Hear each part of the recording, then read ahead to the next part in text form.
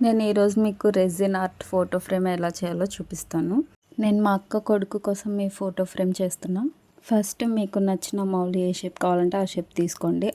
తర్వాత ఒక గ్లాస్లో రెజిన్ హార్డ్నర్ మిక్స్ చేసుకోండి. అది 3:1 రేషియోలో ఉండొచ్చు, 2:1 రేషియోలో ఉండొచ్చు. దానిపైన ఇచ్చింటారు, అది చూసి చెక్ చేసుకొని కలుపుకోండి. ఆ లిక్విడ్ మొత్తం స్టిక్ తీసుకొని బాగా మిక్స్ చేయండి. కొంచెం కూడా బబుల్స్ లేకుండా కలుపుకోవాలి. తర్వాత దాంట్లో కలర్స్ మిక్స్ చేసుకోవాలి. అప్పుడు కూడా ఏం బబుల్స్ లేకుండా బాగా మిక్స్ చేసుకోవాలి. దాన్ని బట్టి మనకు ఫ్రేమ్ అనేది తయారవుతుంది మంచిగా నీట్గా. నాకైతే పర్పుల్ కలర్ బాగా నచ్చింది దాంట్లో, అందుకే నేను ఆ కలర్ యూస్ చేస్తున్నా. మీరు ఒక కిట్ తీసుకున్నారంటే దాంట్లో మొత్తం వచ్చేసాయి. ఆ గ్లాసెస్ కానీ, స్టిక్స్ కానీ, కలర్స్ కానీ, ఇంకా గ్లిటర్స్ అలాంటివన్నీ, ఫ్లవర్స్ కానీ అలాంటివన్నీ వచ్చేస్తాయి మనకి ఒకే కిట్లో. మీరు ఈ ప్రాసెస్ స్టార్ట్ చేసేటప్పుడు చేతికి గ్లౌజ్ వేసుకోండి. మాస్క్ కూడా కంపల్సరీగా పెట్టుకోండి, ఎందుకంటే కొంతమందికి రెజిన్ అనేది పడదు.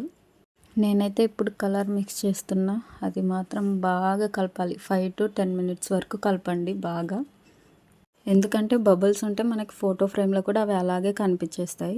బబుల్స్ రాకుండా ఉండాలంటే నేను ఒక టిప్ చెప్తా. అదేంటంటే మీరు ఈ ప్రాసెస్ మొత్తం స్టార్ట్ చేయడానికి ముందే రెజిన్ హార్డనర్ బాటిల్స్ ఉంటాయి కదా, అవి కొంచెం గోరువెచ్చని వాటర్లో కొద్దిసేపు అలాగే ఉంచండి.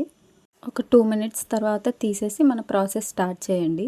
కంప్లీట్గా పోతాయని నేను చెప్పను, కానీ కొంతవరకు మాత్రం రాకుండా అయితే ఆపొచ్చు మనం. ఇప్పుడు ఆ లిక్విడ్ మొత్తం వేసేయండి. మొత్తం ఈవెన్గా ఉండాలి. ఒక సైడ్ ఎక్కువగా ఒక సైడ్ తక్కువగా అలా ఉండకుండా చూసుకోండి. స్టిక్ తీసుకొని మొత్తం ఈవెన్గా స్ప్రెడ్ చేసుకోండి. మీ ఫోటో ఫ్రేమ్ మీకు ఎలా కావాలంటే అలా డిజైన్ చేసుకోవచ్చు. మీకు కావాల్సిన ఏ ఎలిమెంట్స్ కావాలంటే అవి అక్కడ యాడ్ చేసుకోవచ్చు. ఫ్లవర్స్ కానీ, పూసలు కానీ, ముత్యాలు కానీ అలాంటివి ఏవైనా కానీ డెకరేట్ చేసుకోవచ్చు. నేనైతే నా దగ్గర ఉన్న ఓల్డ్ ఇయర్ రింగ్స్ తీసుకున్నా. దానికి వైట్ పూసలు ఉన్నాయి. ఆ పూసలు మొత్తం ఒక సైడ్ అతికించేసా, హాఫ్ సైడ్ మాత్రమే. ఇంకొక సైడ్ మా చిన్నోడి నేమ్ కోసం ప్లేస్ వదులుకున్నా. నేను ఆ లెటర్స్ కూడా ఫోటో కట్ చేసిన తర్వాత వేస్ట్ మిగిలి ఉంటుంది కదా, దాంట్లోనే లెటర్స్ లాగా కట్ చేసి పెట్టుకున్నా. ఇక్కడ వచ్చేసి నేను పర్పుల్ కలర్కి సెట్ అయ్యేలాగా చెమ్కీ తీసుకున్నా. ఆ చెమ్కీ మొత్తం ఫ్రేమ్ మొత్తం రౌండ్గా వేసేసుకున్నా. ఇది కూడా మీకు కిట్లోనే వచ్చేస్తుంది. తర్వాత చెప్పినా కదా నేను ఇయర్ రింగ్స్ పూసలు తీసుకున్నాను, ఇవే అనమాట.